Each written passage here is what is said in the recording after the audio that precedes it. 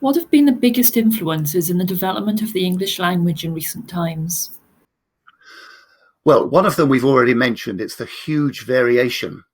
If you're studying English in the 20th century, you're looking at all the different varieties there are, and there's a great deal to be studied of interest in those areas. There's another one, and that is the huge vocabularies which have developed in relationships to the growth of science, the growth of medicine, the growth of engineering, you name it. Huge numbers of new words have been introduced into the language. One that's particularly interesting is in the area of communication, because we have all these new ways of using the language over the internet, over email, social media, Twitter, Facebook, and the rest of it. And these have introduced new varieties, really. And indeed, one linguist, David Crystal, along with others, has started talking about NetSpeak. NetSpeak as a different genre of language with its own rules and its own vocabulary.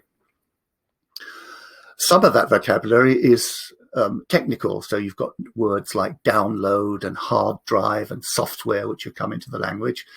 Others are more widely used, more informal, and also very creative. You've got words like lol, if it is a word that's come into the language. It's always very interesting to me to find out how that's used. I think it'd be rather difficult to actually pinpoint what that word means.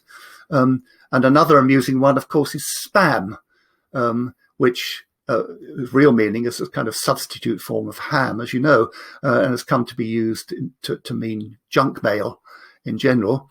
And there are even today people who will use the word ham as the opposite of spam to mean proper bona fide mail. I'd just like to mention one interesting development within that field of NetSpeak, which I talk about in the book, which I think is particularly interesting. And it's to do with the fact that in a lot of these media, like on the internet and in email, we are writing down things that we formerly would have spoken. So what's happening is we're creating a kind of spoken version of English, a written version of English, to convey things that normally became spoken. Now, of course, spoken language has all kinds of things like intonation, stress patterns, tone of voice, paralinguistic gestures, and so on, to convey meaning. Now, none of those exist in writing.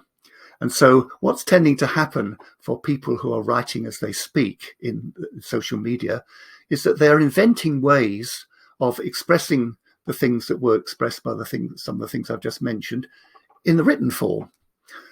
Just to mention a few of them, one of them would be the use of capital letters to emphasize a word. So a word is put in capital letters to emphasize it. Or one vowel is lengthened in writing to emphasize it. So instead of big, B-I-G, you have B-I-I-I-I-I-G, meaning big, exactly as we would say it, or huge, spelled H-U-U-U-U-U-G-E.